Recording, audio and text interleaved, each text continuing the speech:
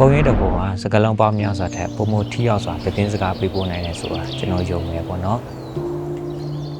ကျွန်တော်မျက်လုံးစီဝင်လာတဲ့ဒီအလှတရားတွေကိုကျွန်တော်မှတ်တမ်းမတင်ပဲမနေနိုင်ပါဘူးမြို့ပြရဲ့မိအောင်တွေတဲ့ပေါ့နော်ဒီတောတောင်တွေ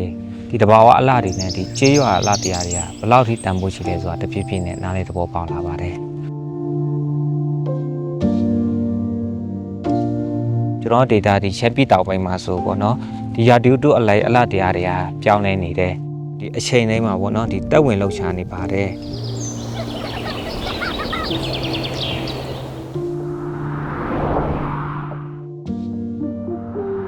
ဒါပေမဲ့တစ်ဖက်မှာလည်းတဘာဝပတ်ဝန်းကျင်ပြည့်စုံမှုနဲ့ရာဒီယိုတုပြောင်းလဲမှုရဲ့တက်ရောက်မှုတွေမြင်တွေ့လာရပါတယ်မူမမှန်တော့တဲ့မြင်ကွင်းတွေအယောင်မမှန်တော့တဲ့တောင်တန်းတွေကကျွန်တော်စိတ်မသက်သာစေခဲ့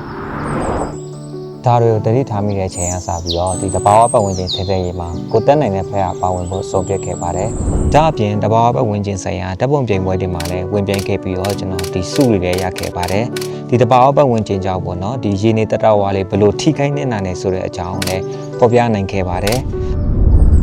ဒီဓာတ်ပုံပညာကြောင့်ပေါ့နော်ဒီတဘာဝပတ်ဝန်းကျင်အကြောင်းတွေရာဒီယိုပြောင်းလဲမှုတွေကိုပို့ပြီးတော့စိတ်ဝင်စားလာတယ်